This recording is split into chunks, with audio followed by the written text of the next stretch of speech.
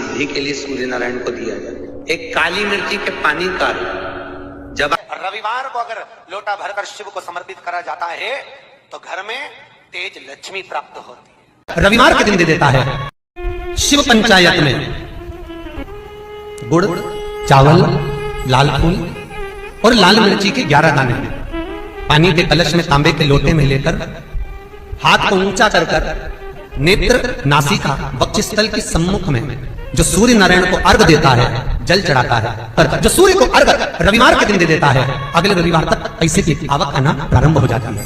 जो आज तक फोन नहीं उठाता वो फोन उठाना चालू कर देता है। अगर कोई बड़ी बीमारी है, कोई बात आपको शंकर भगवान से कहना है, तो रविवार के दिन जब सूर्य को अर्घ देंगे तो वही कलश रख देंगे अर्घ दिया हुआ, फिर उसको आपको धोना नहीं है। दूसरे दिन सोमवार का दिन पड़ेगा, फिर जल भर लो उसी कलश में, सूर्य नारायण को अर्घ देकर वही कलश से वापिस जल भरकर शंकर जी के मंदिर में ले जाकर जल को चढ़ाना प्रारंभ कर दीजिए। आपको स्वयं बड़ी रोग, बड़ी बीमारी में भी आराम लगना प्रारंभ हो जाएगा। आप कहो रविवार को अगर लोटा भरकर शिव को समर्पित करा जाता है तो घर में तेज लक्ष्मी प्राप्त होती है। सोमवार के दिन भगवान शंकर को अगर जल चढ़ाया जाता है तो हमारे घर में शीतलता का अनुभव होता है। मंगलवार को अगर शिव जी के मंदिर में, शंकर के मंदिर में जाकर 1 लोटा पानी चढ़ाया जाता है तो हमारे कार्य में उन्नति होती है। बुधवार के दिन अगर शंकर पर 1 लोटा पानी चढ़ाया जाता है तो जिन लड़कियों का विवाह नहीं हो रहा, जिन बच्चों का विवाह नहीं हो रहा, उन बच्चों के भी विवाह हो जाते हैं हमारा। गुरुवार के दिन अगर शिव जी के मंदिर में पानी चढ़ाया जाए, जल चढ़ाया जाए तो घर में विद्वत्ता का अनुभव होता है हमारा, बच्चे पढ़ने में प्रखर होते हैं महाराज। शुक्रवार के दिन अगर शंकर के मंदिर में जल चढ़ाया जाए तो नारी का अखंड सौभाग्य होता है महाराज। शनिवार के दिन अगर शिव की आराधना करी जाए, शनिवार के दिन अगर शंकर को जल चढ़ाया जाए तो जिंदगी में व्यक्ति की। सूर्य को 3 अर्घ होते हैं। एक लाल चंदन का अर्घ कार्य की सिद्धि के लिए सूर्य नारायण को दिया जाए। एक काली मिर्ची के पानी का अर्घ, जब आप कोई एग्जाम में बैठ रहे हैं, कोई परीक्षा में बैठ रहे हैं और आपको उसमें उत्तीर्णता चाहिए या मेरा ये काम सफल चाहिए या अदालत में केस चल रहा है उसको निपटाना है, तो काली मिर्ची के जल से सूर्य को अर्घ दी जाती है। तो उस जल के अर्घ से व्यक्ति का काम तुरंत 1.5 महीने के अंदर सफल हो जाता है। काली मिर्ची के अर्घ का इतना प्रमाण। तीसरे नंबर पर है बेलपत्री के जल का अर्घ सूर्य को दिया जाता है। बेलपत्री के जल का अर्घ कौन देता है? जो बहुत बीमार पड़ा रहता है, जिसको कुछ ना कुछ शारीरिक कष्ट चलता रहे, कभी घुटना, कभी कमर, कभी पेट, कभी ब्लड प्रेशर, कभी शुगर, कुछ ना कुछ चलती रहे, तो वो लगातार 1 महीना बेलपत्री के पानी का अर्घ सूर्य को देता रहे, उसको रोग से निवारण हो जाता है। रोग से समस्या खड़ी हो जाए, कहीं बहुत विकट समस्या है और कोई हल ना मिल रहा हो जाता है जीवन में। कोई घड़ी ऐसी आके खड़ी हो जाती है जहाँ पर हमको सोचने के लिए भी समय नहीं मिलता। तब शिव महापुराण की कथा वर्णन करती है। रविवार को अगर लोटा भरकर शिव को समर्पित करा जाता है तो घर में तेज लक्ष्मी प्राप्त होती है। शिव कथा कह रहे, शिव जी कहते हैं कुंवारी कन्या तीज का व्रत करती है, हरतालिका तीज करती है, छोटी तीज, बड़ी तीज, हरियाली तीज करती है, छठ व्रत करती है।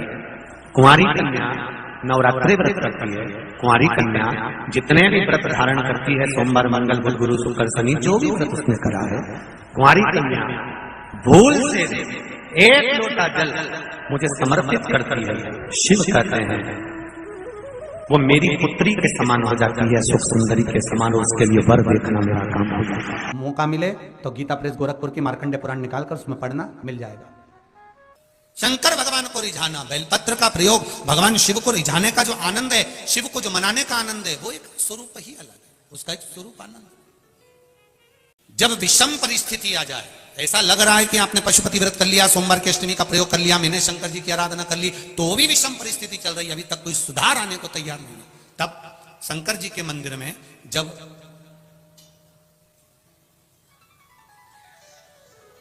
बेलपत्र चढ़ाने के लिए आप जाएं, तब प्रयास करिएगा कि बेलपत्र को, अशोक सुंदरी का स्थान सबको मालूम है ना? बोलो, जम के बोलो जरा, मालूम है सबको? अशोक सुंदरी वाली जगह पर बेलपत्री को, डंडी वाली जो जगह है जहां से पानी बहकर जाता है, उधर रखना है। उसी बेलपत्री को वापस उठाना है। शिव जी के शिवलिंग पर जब बेलपत्री रखो तो डंडी का भाग, आप यहां बैठे हो तो डंडी का भाग पीछे की ओर होना चाहिए। शिवलिंग जैसे ये है तो डंडी का भाग पीछे की ओर, उसको रखकर 7 लोटा जल भगवान शंकर पर समर्पित कर दीजिए। अपने भाव को रखते हो। अगर विषम परिस्थिति चल रही है, आपने पशुपति व्रत कर लिया, सोमवार की अष्टमी का कर लिया, उसके बाद भी कार्य नहीं हो रहा, अटक रहा है, किसी कारणवश कोई फाइल मोटी है, थोड़ा समय लग रहा है, तो 7 लोटा जल का प्रयोग करें। धीरे धीरे 7 लोटा जल शिव जी को बाल्टी में भरकर ले जाएं अपने घर से। 7 कलश जल शिव जी को समर्पित करना है और समर्पित करने के बाद उस बेलपत्री को वापस अपने ही घर पर लेकर आ जाना है। 11 दिन 21 दिन उसको रखो, फिर उसका विसर्जन वापिस किसी नदी, सरोवर, तालाब या वृक्ष के नीचे कर दीजिए।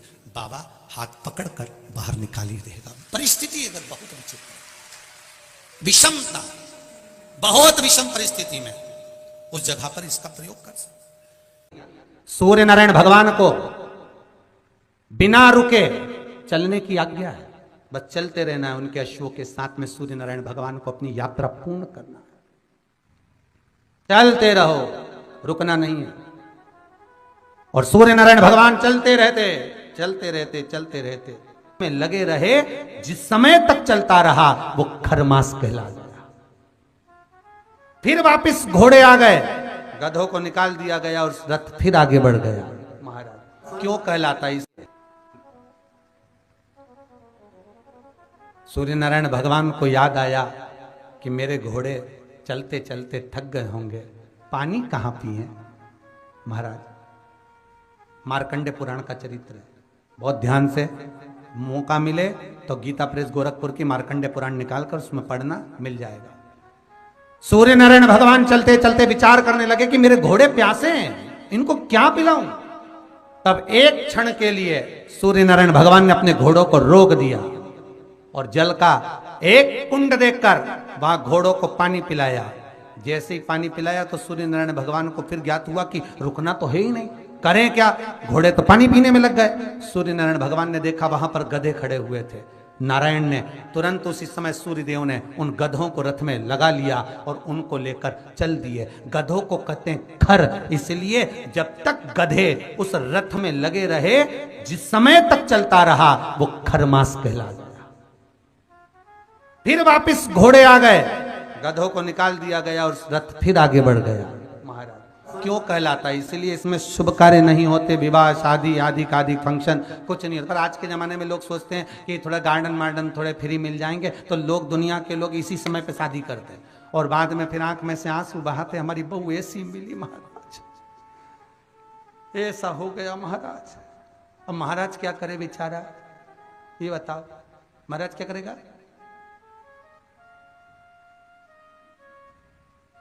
थोड़ा सोच समझकर कार्य करिए कि हम जो शुभ कार्य कर रहे हैं, अच्छा काम कर रहे हैं, वो किस समय पर करना चाहिए। हाँ, भजन करो, कीर्तन करो, संकीर्तन करो, कथा करवाओ, नाम जाप करो, स्मरण करो, खूब अनुष्ठान करो, तुम भगवत नाम का जाप करो। ये तो तुम कभी भी कर सकते हो, जीवन पर्यांत में कभी भी, क्योंकि मृत्यु का कोई भरोसा नहीं है, इसलिए भजन का भी भरोसा नहीं। करते रहो, कभी भी आ जाए तो ठिकाना किसका, ना जाने कब फोटो टंग जाए, इसलिए भजन में पीछे मत। पार्वती जी ने कर जोड़कर, हाथ जोड़कर भगवान शिव से अपने पुत्रों के सामने, अपने बच्चों के सामने स्तुति कर शंकर भगवान से कहा, आपने मेरा नाम द्रुमावती रख दिया, आप द्रुमवन बन गए, मैं कुछ देर के लिए वेदव्य के रूप में आ गई। पर शिव जी से पूछा कि फिर आप मुझे वापस कैसे प्राप्त हो गए, मुझे कैसे?